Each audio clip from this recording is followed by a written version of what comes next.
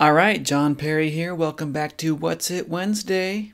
Good work on last week's skull. We had a lot of people right out of the gate that guessed that this was some sort of an ancient whale. And you were correct. This is an ancient whale. A lot of you guessed Ambulocetus. That was incorrect. A lot of you guessed Rhodocetus. That was also incorrect, but extremely close. This is Myocetus. The first person to get that right was technically Jordan Culver, but he and I worked together on an animation that included Myocetus in it, its skeleton, so I don't know if I could really count him as the winner. So I'm going to have to give Cody Silvers the first place prize, which by the way is nothing, it's just being right on the internet. Cody Silvers, you were the first person, according to my count, that got this right, that guessed Myocetus, or sorry, I shouldn't say guessed, that identified this skull as Myocetus. Now this, of course, is a reconstruction. The actual skull is shown here. Well, actually, this is the female. The model that we were looking at was a model of the male that was found, or we think it's a male. But it's really funny, whenever I show this to anybody, especially like high school kids, when I'm doing a presentation, they'll say, "Oh my gosh, it's a crocodile, that's not a whale." And it does kind of look like that. I can see it's got that kind of toothy crocodile smile. But that's because it doesn't have any skin on it. You know, alive, this would have had cheeks. It would have had, lips hiding its teeth and so on. And it would be very obvious that this is a mammal. And today's guest, I'm really excited about today's guest for many reasons. I mean, it's just cool. Look at it. Look how awesome this thing is. But one of the really cool things about this specimen is that it has a jawbone that is very similar to the jawbone of a crocodile, the mandible of a crocodile, because this is a bird. Spoiler alert, this is a bird. And birds and crocodiles are very closely related. Birds, crocodiles, dinosaurs. And if we look at the jaw, well, let me actually show you a mammal to compare it to real quick. Let me pull out the bobcat again. He's been my kind of go-to for comparative anatomy.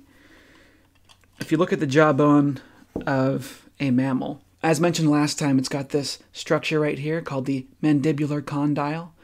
A condyle is just any rounded bone that fits into a hole on another bone.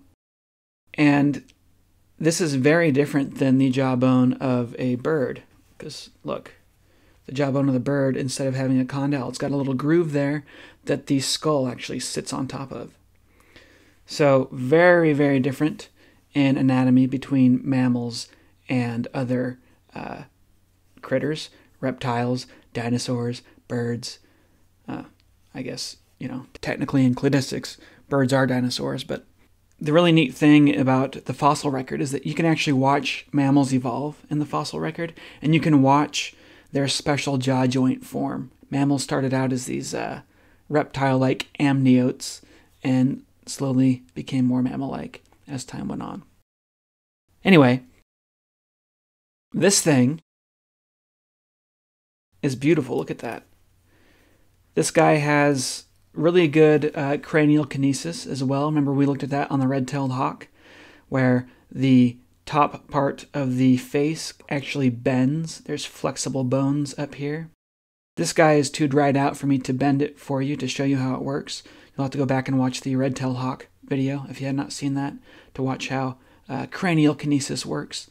But basically, the bottom jaw articulates on a joint, like you would expect, and the top jaw articulates on a bit of flexible bone up here.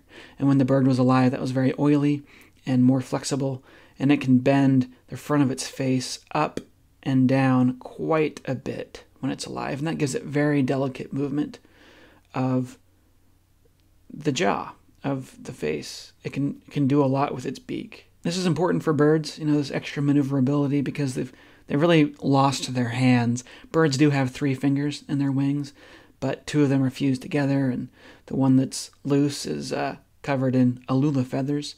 So their hands are pretty much good for nothing. Well, aside from flying. And so yeah, they've learned to use their feet quite well as hands, and they also have this amazing maneuverability of the beak. Really cool critter. This thing has a big, huge brain case. Not the biggest compared to the rest of the skull for a bird. You know, some of the corvids have slightly bigger brain cases in comparison. But this animal is smart. It's highly social, much smarter than people typically give them credit for. This is a really cool animal. I love these guys. I actually get to work with them at the Wildlife Center where I volunteer, you know, live ones. And oh man, they are so cool. This skull, by the way, comes from Shintimony Wildlife Center. Lent out to me. They're very kind. So yeah, what do you think it is? What's It Wednesday? What could this fascinating beast be? Let me know what you think in the comments section. Morgan, you step up? Oh, step up. No? Step up.